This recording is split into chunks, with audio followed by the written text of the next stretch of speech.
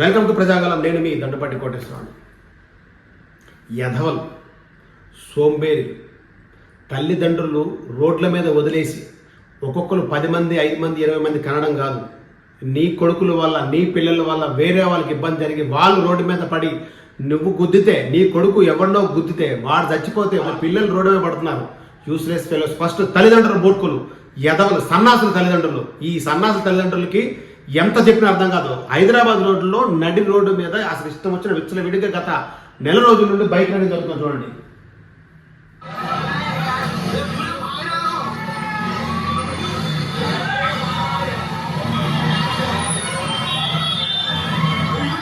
పందిరి కట్టడానికి అంటారు.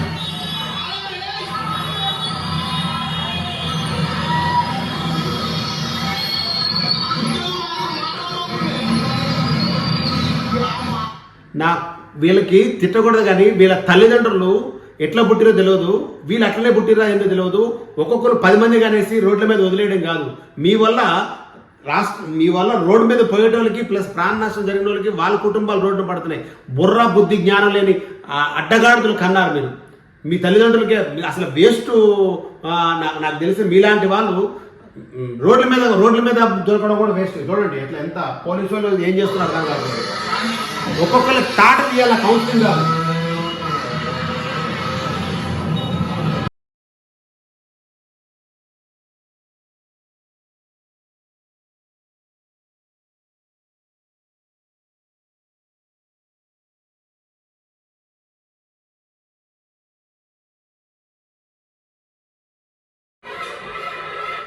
ఇది హైదరాబాద్ రోడ్.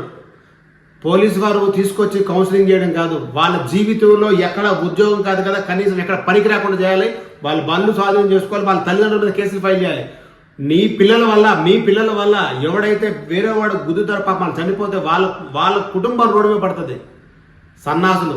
10 పిల్లలు కడితే ఏం ప్రయోజనం? అది పందే అవుతుంది. ఒక మంచి ఒకరినిద్దరు కన్నా సరే వాళ్ళ మంచి వాళ్ళని ప్రయోజనం చేయండి. ఫస్ట్ వీళ్ళందరినీ, వాళ్ళ తల్లిదండ్రులు అందరూ లోపలేసి తోమండి. సమాజం బాగుపడుతుంది. నేను మీ దండపాటి కోటేశ్వరరావు. అందరికీ నమస్కారం.